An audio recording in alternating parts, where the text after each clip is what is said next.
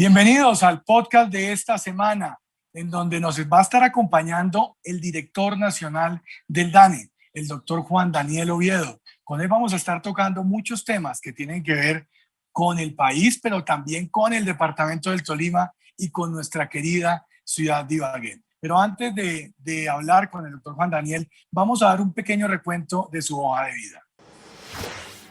En esta nueva edición de Podcast con Ricardo Ferro estaremos con Juan Daniel Oviedo Arango, director del Departamento Administrativo Nacional de Estadística, DANE. Es economista de la Universidad del Rosario. Cuenta con un doctorado en Economía de la Universidad de Toulouse, Francia, en el cual también cursó maestría en Economía Matemática y Econometría. Se desempeñó como profesor y director de Planeación y Efectividad Institucional de la Universidad del Rosario. En este último centro educativo también ha sido director de la Escuela Doctoral de Economía. Oviedo ha sido asesor externo de la Superintendencia de Puertos y Transportes, la Autoridad Nacional de Televisión, Superintendencia de Subsidio Familiar, Comisión de Regulación de Comunicaciones y el Ministerio de las TICs, entre otras entidades. Bienvenidos a un nuevo programa. Doctor Juan Daniel, muchas gracias por acompañarnos y bienvenido a esta emisión. Representante Ferro, muchas gracias a usted por la invitación. Creo que este es un espacio muy importante, como usted lo decía anteriormente, para que podamos acercar lo que está pasando en el país a las realidades del departamento del Tolima y sobre todo a la ciudad de Ibagué. Bueno, doctor Juan Daniel, cuando uno habla del DANE, uno se imagina una vaina ya toda distante, toda lejana. No son ese tipo de entidades nacionales a donde acuden permanentemente los alcaldes a hacer gestión, que en temas de vivienda, que en temas de servicios públicos, que en temas de salud, de educación. ¿Por qué no arrancamos por explicar qué hace exactamente el DANE y por qué es tan importante para el país contar con una entidad como esta? Bueno, está usted en el punto que ha sido uno de los objetivos más importantes que nosotros hemos querido con el mandato del señor presidente de la República, Iván Duque, es mostrar la verdadera realidad del DANE. A veces, y sobre todo en los departamentos, en los municipios, se siente al DANE como una entidad lejana que tal vez solo llega cuando hace un censo y tenemos problemas en el desarrollo de ese censo, ¿sí? Pero el DANE es una entidad, en este caso del gobierno nacional, con rango ministerial, es un departamento administrativo, que su director es designado por el presidente de la República con un propósito fundamental, y es no solo ser la agencia de información estadística del gobierno, sino del país, es decir, producir información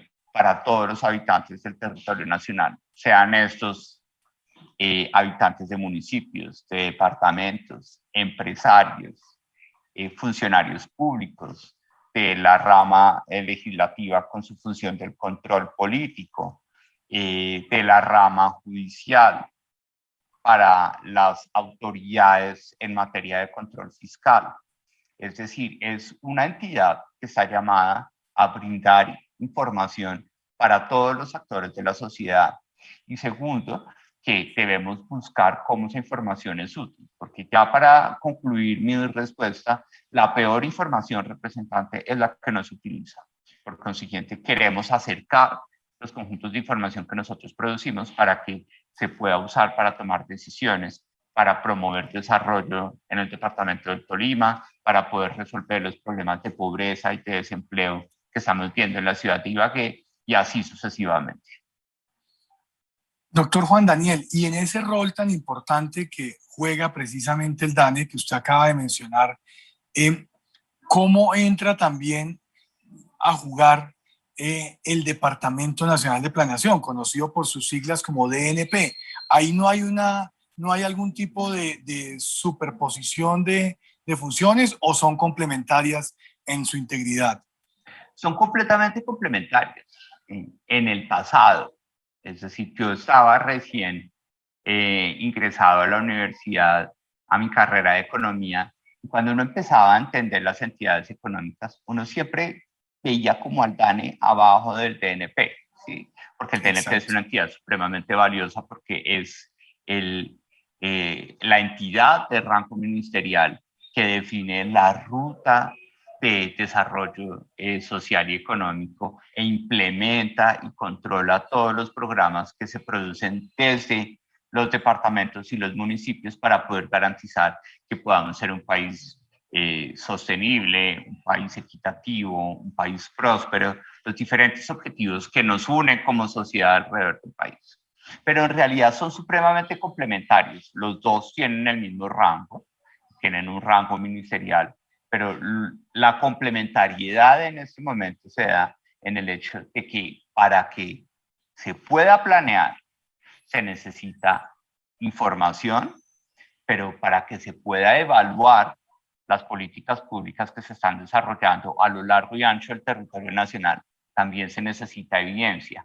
Entonces, ese rol tan importante de la cadena de políticas públicas, que son el diseño, la implementación y la evaluación de las políticas públicas en su ciclo continuo, requiere permanentemente de información estadística, bien sea como fuente para diseño o como evidencia para evaluación. Doctor Juan Daniel, pasando a cifras, a esas cifras que le gustan tanto a los ciudadanos. ¿Cuántos somos? Realmente en este momento en Colombia, ¿cuántos somos? Y estamos en un tema de crecimiento vegetativo. Obviamente que tenemos también todo el tema de las personas que están llegando a Colombia, de Venezuela, fundamentalmente, y que podrían llegar también de otros países, pero fundamentalmente de Venezuela. ¿Cuántos somos hoy? ¿Cuántos éramos cuando arrancó el gobierno del presidente Duque? ¿Y cuántos vamos a ser a la vuelta de 10 años, que es como ese 2030 que todos nos imaginamos como un año en donde ya van a cambiar muchas de las condiciones, tanto laborales como de vida de los ciudadanos en el mundo, y que para poder pensar en un planeamiento de este siglo, pues lo hemos visto siempre como un referente el 2030 en lo que tiene que ver con el tema estadístico? Bueno, representantes, es una pregunta que, pues, como todo el mundo lo sabe, nos encontramos con ella desde el inicio del gobierno del presidente Iván Duque, cuando nosotros estábamos recibiendo al país con un censo en ejecución, ¿sí? En ese censo en ejecución pudimos observar una nueva realidad del país.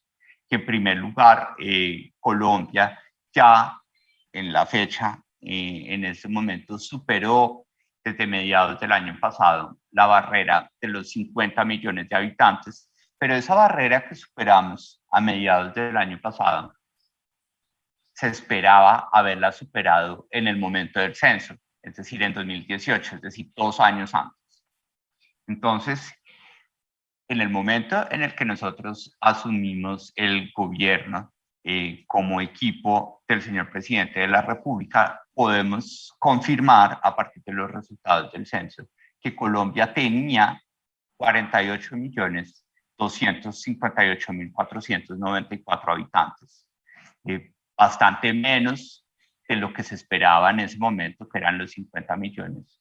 Pero particularmente, representante Ferro, ese número hubiera podido ser más bajo, porque dentro de estos 48.258.494 habitantes Usted lo hay... repite hasta el final, hasta el último habitante, hasta el Exactamente. 94. En ese número están incluidos un poco más, en ese momento, un poco más de 1 millón de personas migrantes venezolanas. Es decir, Colombia logró rápidamente llegar a los 50 millones de habitantes en junio del año pasado, gracias también a la migración venezolana. También nos mostró un país mucho más envejecido. Nosotros, en el censo 2005, 9 de cada 100 personas aproximadamente tenían más de 60 años, y nos encontramos ahora con que 13 de cada 100 personas tienen más de 60 años, y por consiguiente esa foto que nos da el censo pues nos lleva a reconocer que si somos un país que ha envejecido, un país en el que la mujer está participando más del mercado laboral, más educada, pues es natural que crezcamos a velocidades más lentas. Y en lo que se viene, doctor Juan Daniel, en los años que vienen, en lo pues que se eso ya viene siendo casi ciencia ficción, pero pues ustedes dentro del DANE pueden tener unas proyecciones pues más acordes a lo que puede suceder. Hicimos dos tareas que son muy importantes, representante, y qué bueno que usted lo ponga sobre la mesa, y es, primero, reconstruir la historia demográfica. Y efectivamente llegamos a ver que incluso el censo de 2005, en su estimación de 42.8 millones de personas en ese momento, estaba sobreestimando una población que en realidad correspondía a 41.6 millones de personas, que además nos permite tener una visión de largo plazo en donde, representante, podemos estimar, por ejemplo, que si en el censo de 2018 nosotros encontramos aproximadamente al 24% de la población con menos de 15 años, en 2050 nos vamos a encontrar con apenas el 16% de la población de menos de 15 años. Eso significa que las universidades de aquí a 2050 se van a encontrar con menos candidatos jóvenes a ingresar al sistema educativo, un desafío que puede ser muy importante. Y que en el año 2064 lleguemos a aproximadamente 63.197.000 personas, en donde se espera que en el año 2064 la población deje de crecer y empecemos una fase de estabilización e incluso de reducción a partir del año 2064. El tema migratorio sí es imposible de calcular porque no depende fundamentalmente de nosotros, depende de lo que suceda en países como Venezuela para poder establecer si vamos a seguir siendo receptores de población o las personas se van a devolver a su país de origen. Totalmente de acuerdo, usted está en el punto, usted está dando en el punto, y por eso nosotros las proyecciones poblacionales que hicimos pues nos están planteando unos supuestos importantes de un cierre, llamémoslo así, de ese flujo migratorio, en donde en el cierre de ese flujo migratorio, pues nosotros estamos viendo fundamentalmente que vamos a ver una disminución del flujo migratorio venezolano. Es decir, nosotros vimos un pico muy importante de la población migrante venezolana en el año 2018, ¿sí? Y estamos esperando que, tal como lo pudimos confirmar a través de diferentes elementos como el registro estadístico de migración, pues pudimos rápidamente ver cómo para 2019 ya vimos un estancamiento. La pandemia llevó a un ligero retroceso del flujo migratorio. Entonces nosotros cerramos o establecimos como un cierre del flujo migratorio hacia el año 2021-2022, y por eso estamos llamados a actualizar parcialmente las proyecciones de crecimiento de la población en el año 2024. Ok, entonces estaremos también muy atentos a esa fecha del año 2024, en donde pues muy seguramente se podrán, como usted bien lo menciona, considerar unas nuevas proyecciones. Doctor Juan Daniel, hablemos del Tolima, hablemos de la realidad del Tolima, de esa fotografía del Tolima que tenemos hoy en día cuando ya llevamos más de un año de esta pandemia, doctor Juan Daniel. Bueno, representante, cuando nosotros vamos a hablar del departamento del Tolima, tenemos que hablar de un departamento que la pandemia le dio un golpe bastante fuerte, ¿sí?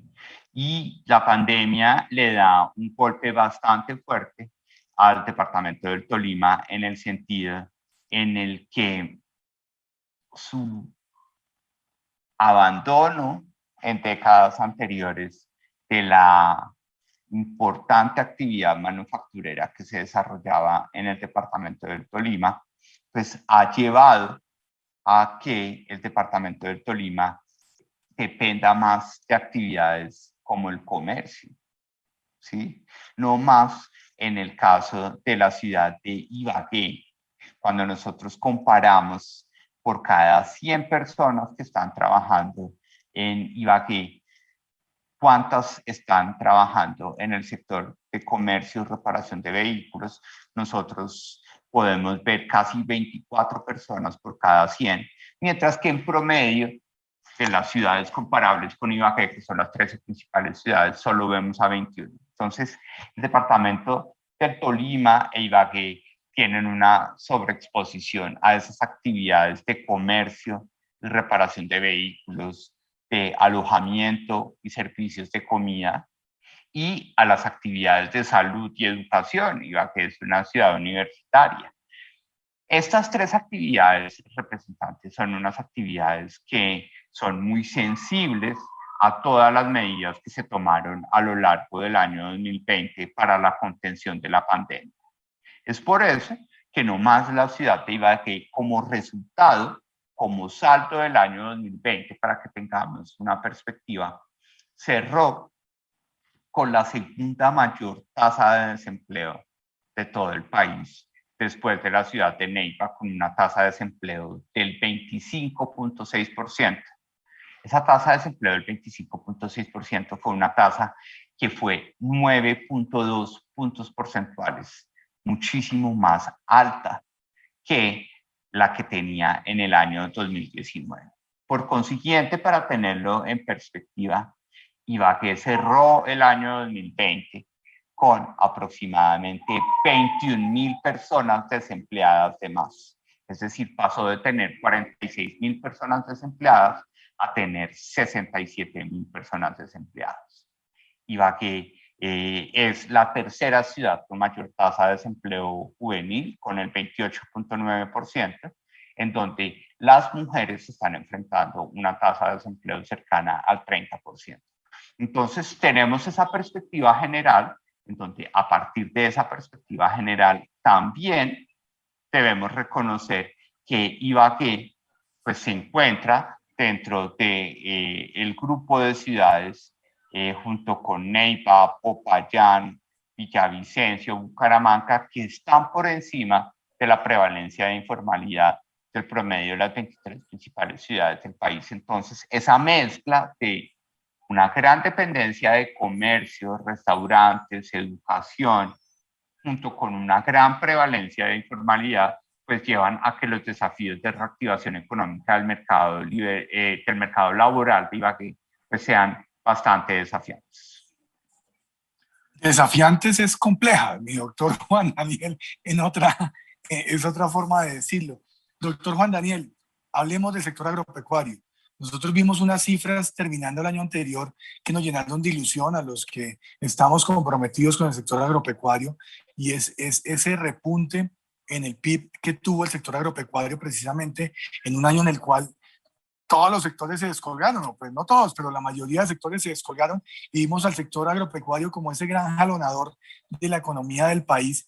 El departamento del Tolima es un departamento netamente agropecuario, es la despensa agrícola del centro del país, junto pues con los llanos orientales, pero tenemos una vocación agrícola muy grande, y pues también eso nos permite visualizar unas alternativas a toda esta situación que se está viviendo en las ciudades. Y es que, como usted bien lo sabe, doctor Juan Daniel, nosotros venimos de un país que pasó el siglo pasado del campo a la ciudad, pero que tampoco es descabellado pensar que el siglo XXI sea el siglo en el cual volvamos de la ciudad al campo, en la medida en que las condiciones económicas permitan que eso suceda. No sé si de pronto sea demasiado pretencioso, pero esas cifras que vimos y ese repunte, y obviamente esto acompañado de la tecnificación del sector agropecuario y de unos temas que nos permitan ser más competitivos en el tema de los productos de este sector, pues muy seguramente nos van a permitir también volcar los ojos hacia el campo y ver cómo la juventud que era escéptica a quedarse en el campo y que veía las grandes oportunidades yéndose para las ciudades, también pueden ver allí un sector muy interesante desde el punto de vista productivo, doctor Juan Daniel.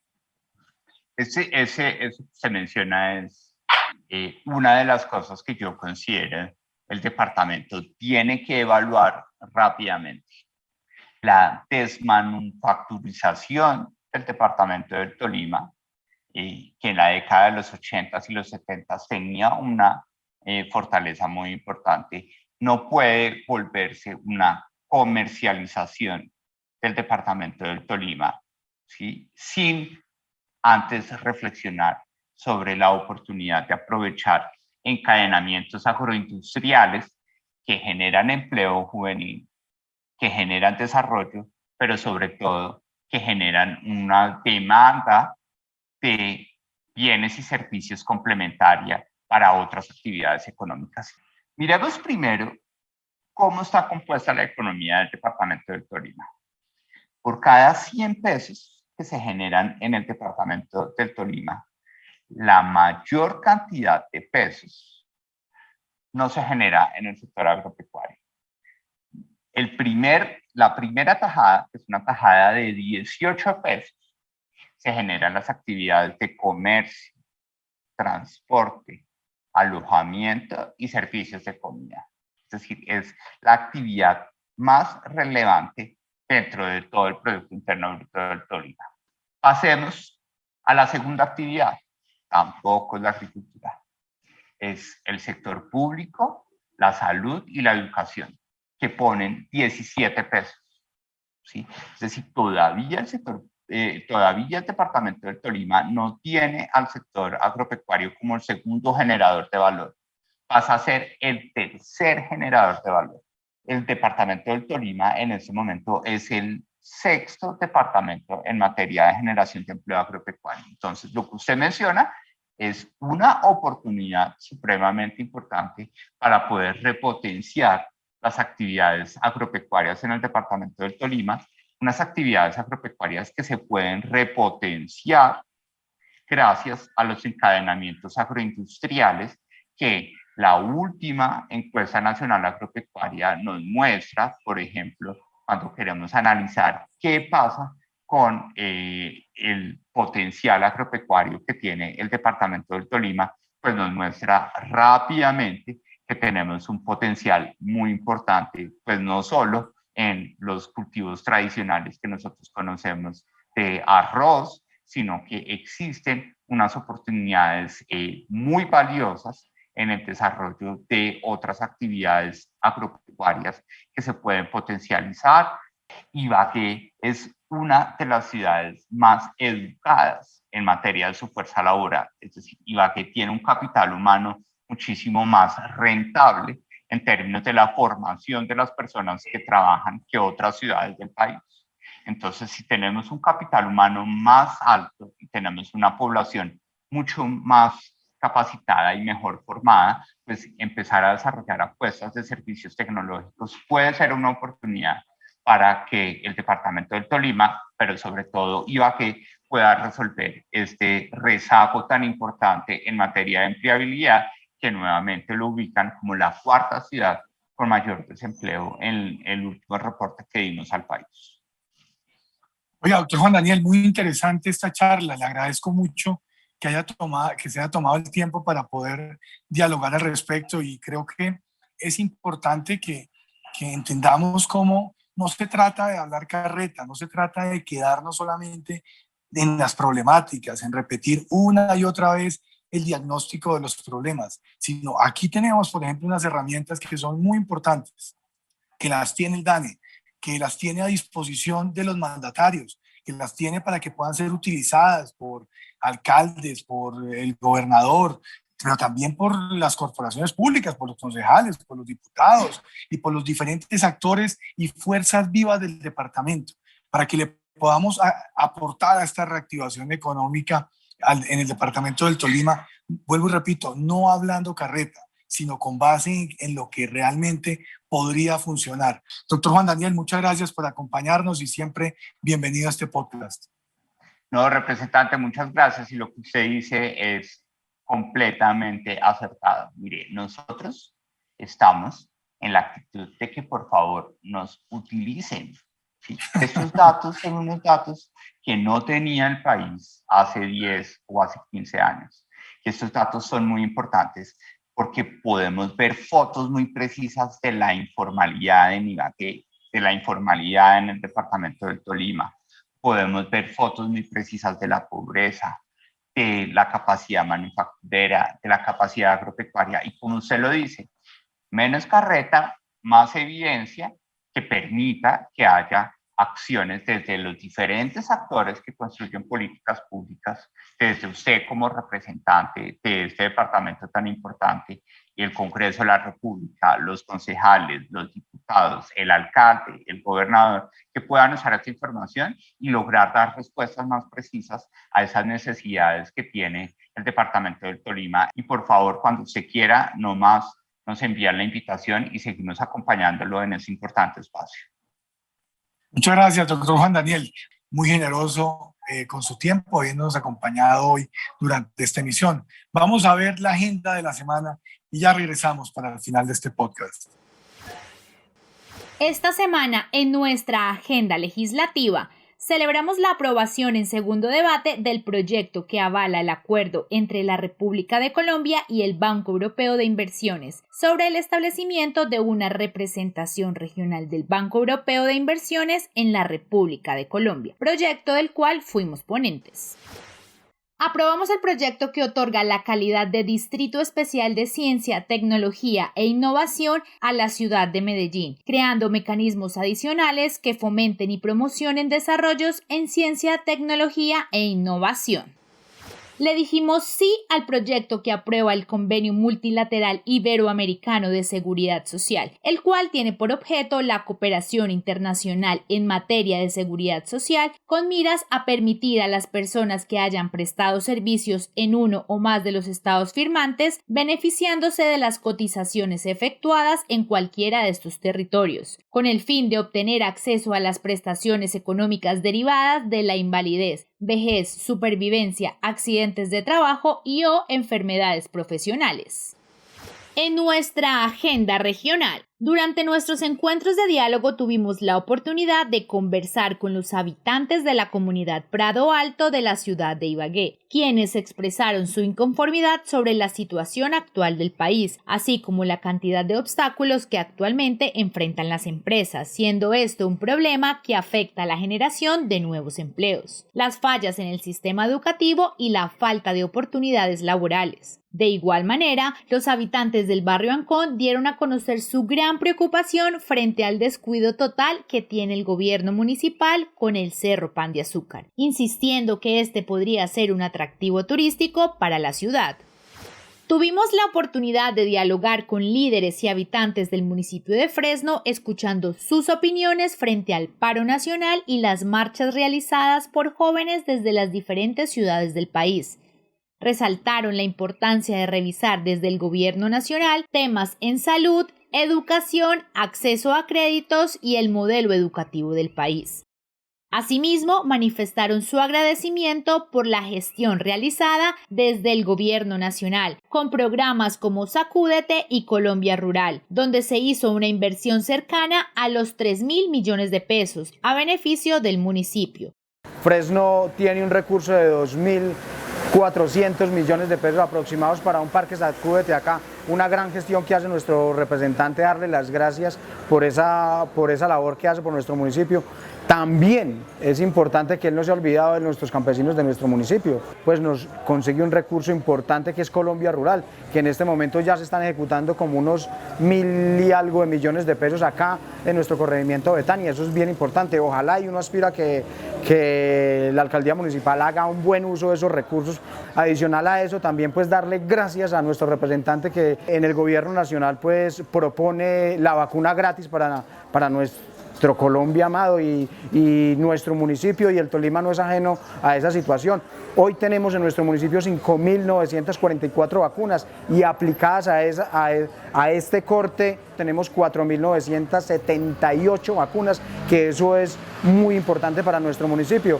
Gestionamos ante la empresa de energía Celsia la instalación de 4 postes para la iluminación de la cancha de fútbol sintética de la institución educativa Niña María de Fresno, siendo esta la única al norte del departamento del Tolima, donde se beneficiarán más de 400 niños y niñas fresnenses quienes podrán disfrutar de un espacio abierto para su recreación. Pues de antemano quiero darle mis sinceros agradecimientos al representante Ricardo Ferro, que fue el que nos ayudó, gestionó para que Celsia nos trajera 4 postes para la cancha sintética de aquí de la institución. Y como a él también le gusta apoyar al deporte, pues hombre, hay que reconocer ese aporte de nuestro representante por el Tolima a la Cámara Representante. Entonces, de antemano, muchas gracias. Seguimos trabajando por el desarrollo y progreso de nuestra región tolimense. Hasta aquí el podcast de esta semana. Muchas gracias por habernos acompañado y si Dios lo permite, aquí estaremos la próxima semana.